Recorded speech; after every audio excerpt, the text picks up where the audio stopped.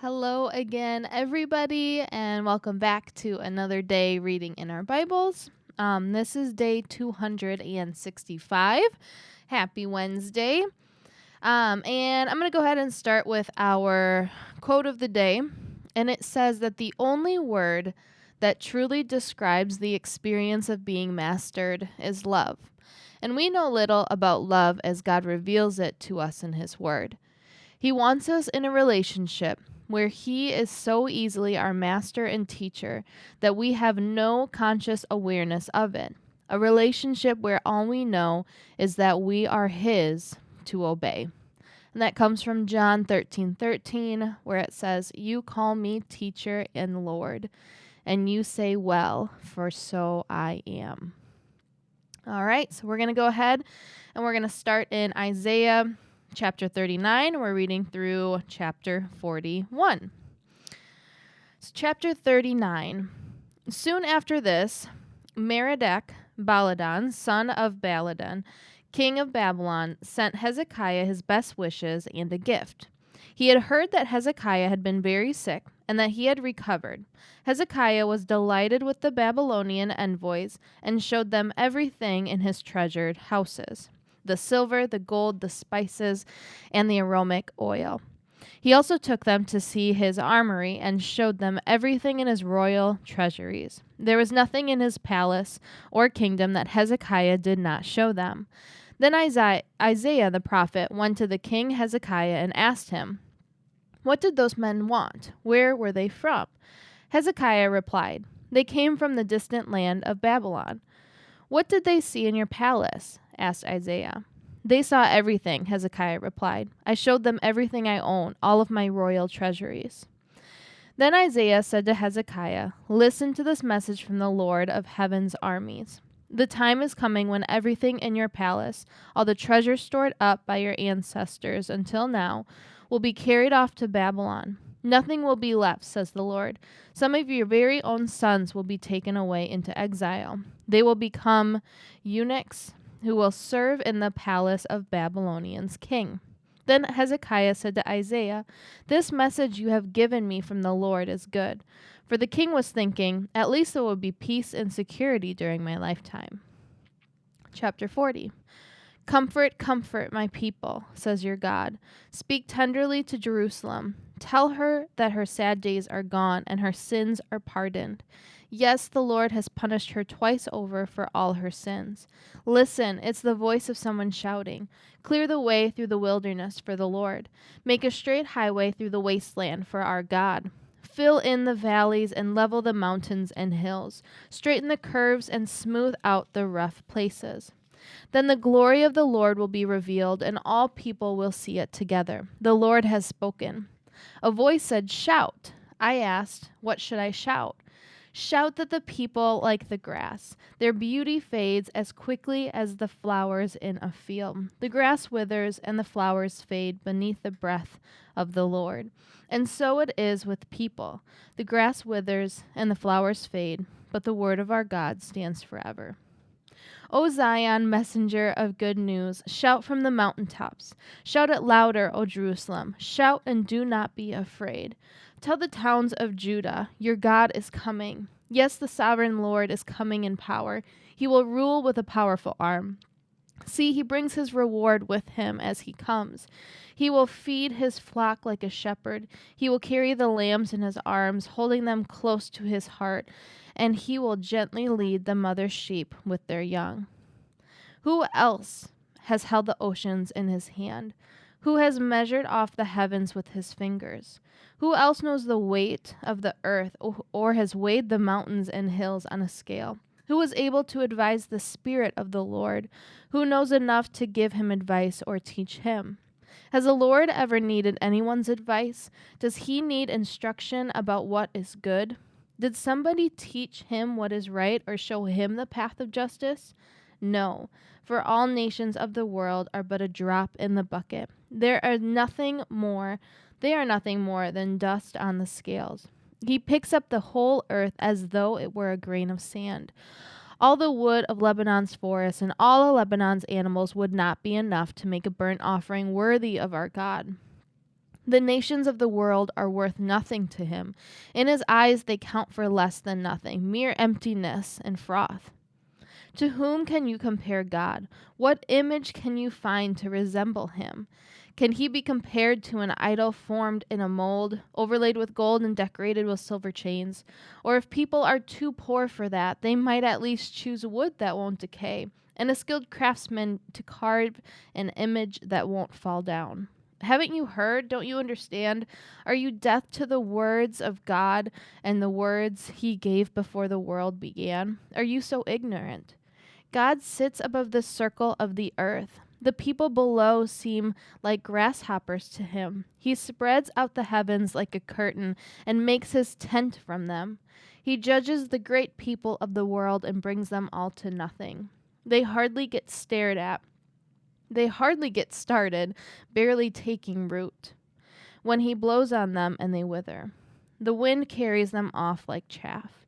To whom will you compare me? Who is my equal? Asked the Holy One. Look up into the heavens. Who created all the stars? Who brings them out like an army, one after another, calling each by its name? Because of his great power and incomparable strength, not a single one is missing. O Jacob, how can you say the Lord does not see your troubles? O Israel, how can you say that God ignores your rights? Have you never heard? Have you never understand? The Lord is the everlasting God, the creator of all the earth. He never grows weak or weary. No one can measure the depths of his understanding. He gives power to the weak and strength to the powerless. Even youths will become weak and tired, and young men will fall in exhaustion. But those who trust in the Lord will find new strength. They will soar high on wings like eagles. They will run and not grow weary. They will walk and not faint. Chapter 41. Listen in silence before me, you lands beyond the sea. Bring your strongest arguments. Come now and speak. The court is ready for your case. Who has stirred up this king from the east, rightly calling him to God's service? Who gives this man victory over many nations and permits him to trample their kings underfoot? With this sword he reduces armies to dust. With his bow he scatters them like chaff before the wind. He chases them away and goes on safely, though he was walking over unfamiliar ground. Who has done such mighty deeds, summoning each new generation from the beginning of time? It is I, the Lord, the first and the last. I alone am he. The lands beyond the sea watch in fear. Remote lands tremble and mobilize for war. The idol makers encourage one another, saying to each other, "Be strong." The carver encourages the goldsmith, and the molder helps at the anvil. Good, they say, it's coming along fine. Carefully, they join the parts together, then fasten the thing in place so it won't fall over. But as for you, Israel, my servant, Jacob, my chosen one, descended from Abraham, my friend, I have called you back from the ends of the earth, saying, "You are my servant." For I have chosen you and will not throw you away. Don't be afraid, for I am with you. Don't be discouraged, for I am your God. I will strengthen you and help you. I will hold you up with my victorious hand.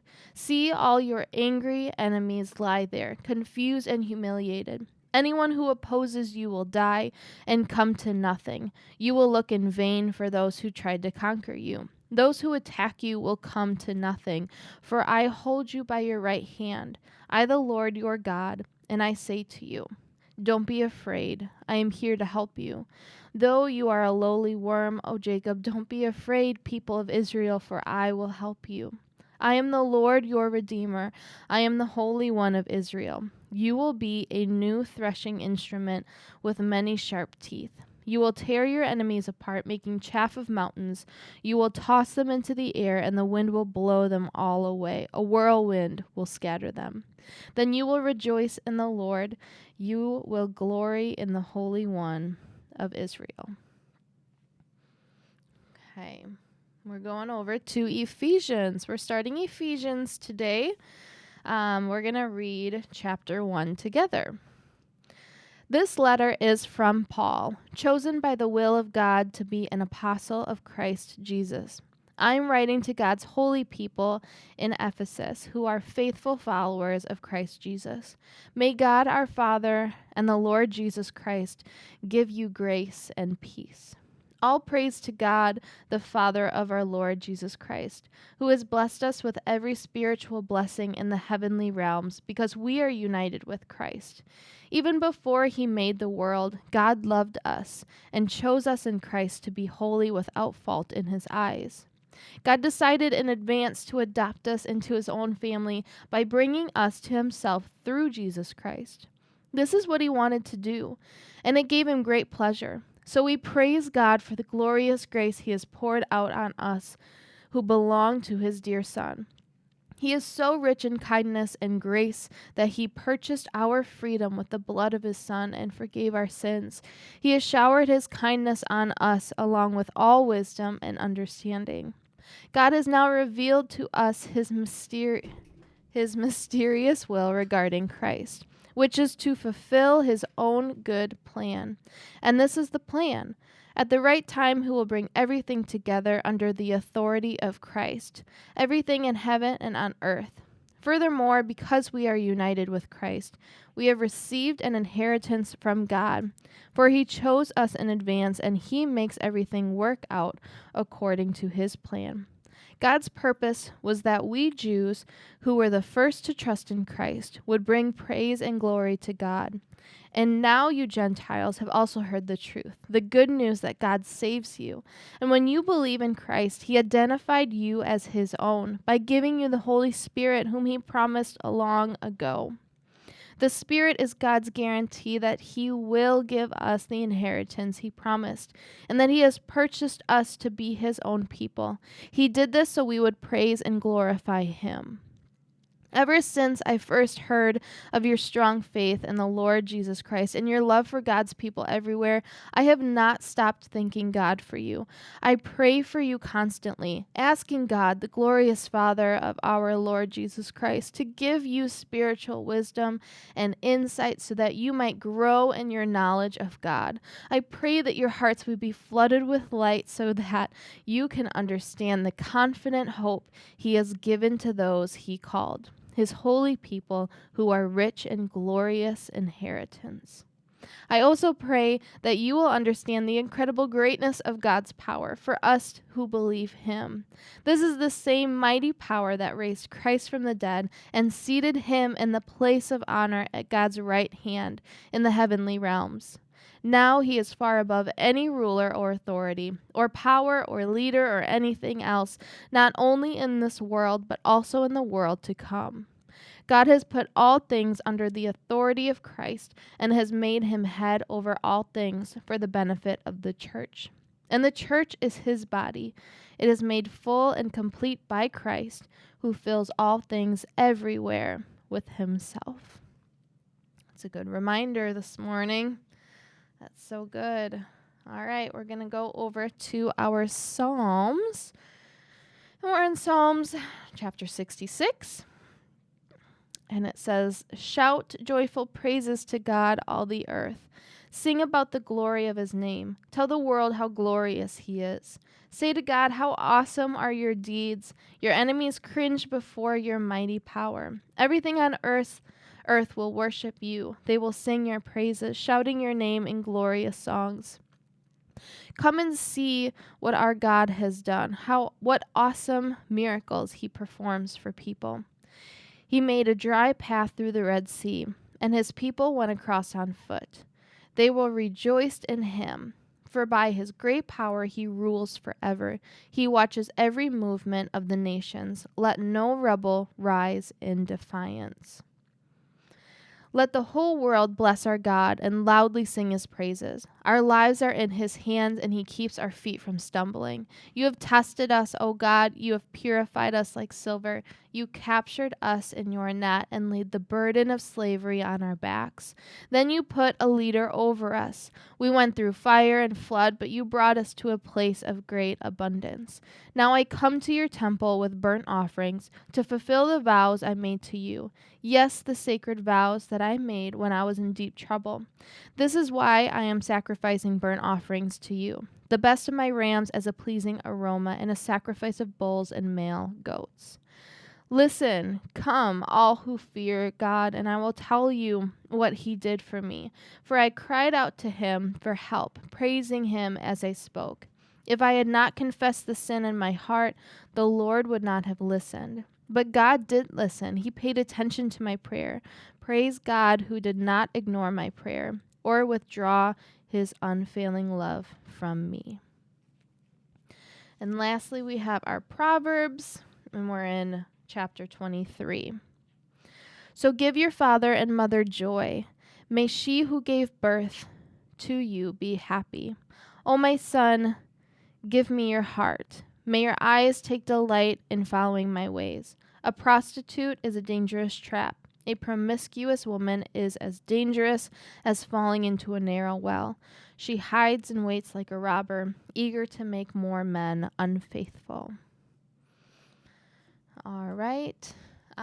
We're just going to go ahead, let those words sink into our hearts today, and let's just go ahead and pray. God, thank you so much for another day in your word. God, thank you for all of the reminders of your greatness and your goodness. God, you are the author of our stories. You are the creator of every single star, and you know them all by name. God, thank you that even though we are so small, just like dust on this earth, you care about us. You see every one of our troubles. You see when we are weary and when we are afraid. You see all of those things, and you care about them. So God, thank you. Thank you for your greatness. Thank you for your love, for your mercy. Thank you for your Son. And God, I pray that today I can just remember you, God, that you will anoint this day, that you will bring encounters for me to share your word, to share your love, to share your truth. God, thank you for who you are, for who your Son is, and what you did for us on the cross. We pray these things in your mighty name. Amen. All right, have a wonderful day, everybody. Happy Wednesday, and we'll see you next time.